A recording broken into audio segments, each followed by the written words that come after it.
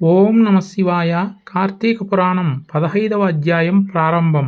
వశిష్ఠ మహర్షి జనక మహారాజుకు కార్తీక మాసములో దీప ప్రజ్వలన మహత్యాన్ని గురించి తెలియజేశాడు. అంటే కొండెక్కుతున్నటువంటి దీపాన్ని తిరిగి మంచిగా కార్తీక మాసములో వెలిగిస్తే ఎటువంటి పుణ్య ఫలితం వస్తుందో వశిష్ఠ మహర్షి జనక మహారాజుకు తెలియజేశాడు.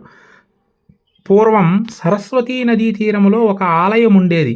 ఆ ఆలయానికి కర్మనిష్ఠుడు అనేటటువంటి ఒక బ్రాహ్మణోత్తముడు వచ్చాడు. ఆ ఆలయానికి వచ్చి ఆ ఆలయంలో చక్కగా దీపాన్ని వెలిగించి శ్రీ మహావిష్ణువుని ఆరాధించి పక్కనే కూర్చొని తపస్సు చేస్తూ ఉన్నాడు ఆ బ్రాహ్మణోత్తముడు. అయితే అక్కడికి ఒక ఎలుక వచ్చింది.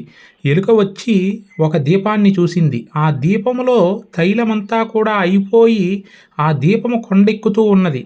అప్పుడు ఆ ఎలుక చూసి అందులో ఉన్నటువంటి వత్తిని తీసి తైలం ఉన్నటువంటి దీపములో వేసి చక్కగా వెలిగించింది. ఎప్పుడైతే ఎలుక ఆ విధంగా వెలిగించిందో ఆ ఎలుక ఒక దివ్య పురుషుడిగా మారిపోయింది. ఆ ఎలుక వెంటనే మారిపోయి అలా ఆ బ్రాహ్మణోత్తముని కేసి చూసి, స్వామి, నేను ఇక్కడ తిరిగేటువంటి ఒక ఎలుకను, కానీ ఉన్నట్టుండి ఇలా దివ్య పురుషునిగా మారిపోయాను, నేను ఎవరు ఏమిటి అని చెప్పి ప్రశ్నించాడు. వెంటనే అందుకు ఆ సాధువు చెబుతూ ఉన్నాడు, నాయన, నీవు పూర్వజన్మలో బ్రాహ్మణోత్తమునివి అయినప్పటికీ కూడా నీకు మంచి అలవాట్లు లేదు. స్నాన సంధ్యలు మరిచి భగవదారాధన మరిచి సంచరించేటువంటి వాడివి.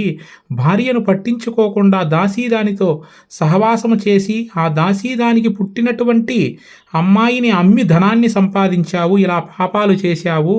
అందువల్లనే ఇలా ఎలుకగా జన్మించావు. ఎలుగుగా జన్మించినటువంటి తర్వాత కూడా ఆలయంలో పూజ సామాగ్రిని నాశనం చేస్తూ ఇలా కాలం గడుపుతూ ఉన్నావు. కానీ నీవు ఈ పవిత్రమైనటువంటి కార్తీక మాసములో కొండెక్కుతున్నటువంటి దీపాన్ని తిరిగి మంచిగా వెలిగించినటువంటి పుణ్య ఫలితము చేత ఇలా దివ్య పురుషునిగా నీవు మారిపోయావు అని చెప్పాడు. చూశారు కదండి, కార్తీక మాసములో కొండెక్కుతున్నటువంటి దీపాన్ని సక్రమంగా వెలిగిస్తే కూడా ఎంత గొప్ప పుణ్య ఫలితం వస్తుందో మనకు తెలిసింది కదా. ఓం నమ శివాయ. సర్వే జనా సుఖినో భవంతు.